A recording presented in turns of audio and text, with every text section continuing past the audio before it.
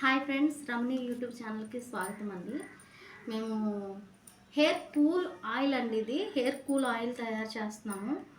చాలా natural oil అండి. అన్నిటితోనూ అందరిలా చేసింది కాదు ఇది.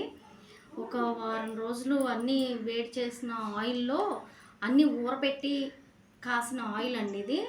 మళ్ళీ మళ్ళీ మంచులో పెడతాం, మళ్ళీ మళ్ళీ వేడి చేయటం, మళ్ళీ మంచులో పెడతాం. అలా వారం రోజులు చేసి ప్యూర్ ఆయిల్ తీసిందండి. హెయిర్ కూల్ ఆయిల్ అండి. ఇదేమో హెయిర్ ఆయిల్ అండి. ఇది హెయిర్ ఆయిల్, ఇది హెయిర్ కూల్ ఆయిల్. దీనికి కొంచెం డిఫరెంట్ ఉంటుంది చూడండి. ఇది కొంచెం థిక్గా ఉంటుంది, ఇది కొంచెం బ్రైట్గా ఉంటుంది. ఈ రెండింటికి ఇదే తేడా అనమాట.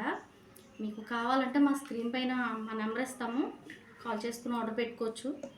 రిజల్ట్ అయితే మీకే ఉంటుందండి. ఇది రాసుకున్న తర్వాత కూడా కొంచెం రఫ్ చేసుకుంటే చాలా బాగుంటుందండి. ఇది రఫ్ చేసుకున్నప్పుడు ఏమవుతుందంటే కొంచెం వేడంతా దీపోతాం అనేది ఉంటుంది.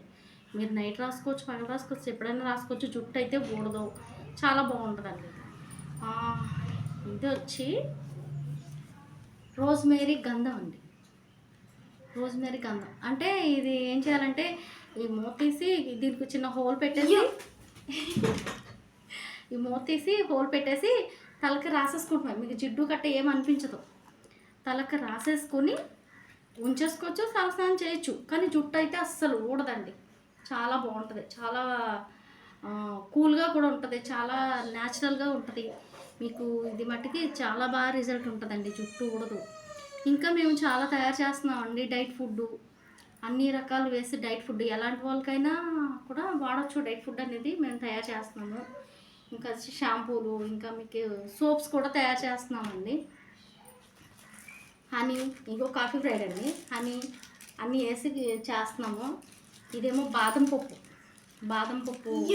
పప్పులో తీసేసి అది మిక్సీ పట్టి దాన్ని మళ్ళీ ఆపెట్టి మేము సోప్స్ తయారు చేస్తున్నామండి. ఇదిగోండి రోజు మొత్తం ఈ సోప్స్ మొత్తం 11 రకాల సోప్స్ ఉంటాయండి. చిన్న పిల్లలకు కూడా ఉంటాయి. ఇది బొప్పాయి మొత్తం అందరికీ కూడా న్యాచురల్ సోప్స్ ఉంటాయండి.